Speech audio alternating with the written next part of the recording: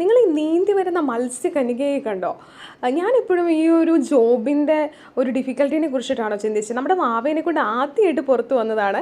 അപ്പോൾ ഈ മത്സ്യകന്യക വന്നിട്ട് വാവയ്ക്ക് ഒരു ഉമ്മയൊക്കെ കൊടുത്തിട്ട് പോയി. വാവയ്ക്കാണോ ഉമ്മ കൊടുത്തത്, അത് ചക്കുനാണോ ഉമ്മ കൊടുത്തതെന്ന് ഇപ്പോഴും എനിക്കൊരു കൺഫ്യൂഷൻ ഉണ്ട്. പക്ഷേ നല്ല രസമുണ്ടായിരുന്നു കാണാൻ.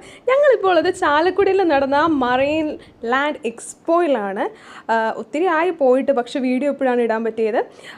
കുട്ടികൾക്ക് ഭയങ്കര അധികം അട്രാക്റ്റ് ചെയ്യാൻ പറ്റുന്ന ഒത്തിരി കാര്യങ്ങൾ അവിടെ കാണാനുണ്ടായിരുന്നു. ഇതിൻ്റെ ഒരു സ്പെഷ്യാലിറ്റി എന്ന് പറഞ്ഞാൽ നമ്മൾ വാവേനെ കൊണ്ട് ഫസ്റ്റ് ടൈം പുറത്ത് വന്നതാണ് കേട്ടോ. അവൾക്ക് ജസ്റ്റ് 3 മാസം കംപ്ലീറ്റ് ചെയ്തപ്പോൾ നമ്മൾ കാഴ്ചകളൊക്കെ കാണിക്കാനൊക്കെ ആയിട്ടും അവളെ ശരിക്കും പറഞ്ഞാൽ ഇതൊക്കെ കാണാനായിട്ട് അവൾക്ക് ഉള്ള ക്യാപ്പബിലിറ്റി ആയിട്ടില്ല. അവൾ ഈ ലൈറ്റും കാര്യങ്ങളൊക്കെയാണ് അതിലേക്ക് അട്രാക്റ്റഡ് ആക്കുന്നത്. കണ്ടോ, ഇവർ രണ്ടൊരു മാച്ച് ആൻഡ് മാച്ചൊക്കെ ആയിട്ടാണ് നടക്കുന്നത്.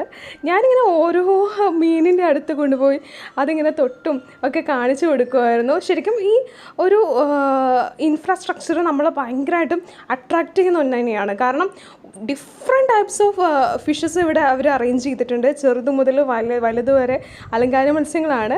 അത് മാത്രമല്ല കേട്ടോ, ഇതുപോലെ പാരറ്റ്സ് ഉണ്ട്, അണ്ണാനുണ്ട്, പാമ്പുകളുണ്ട്, അതുപോലെ തന്നെ ഗിനി പഗ്ഗുകളുണ്ട്.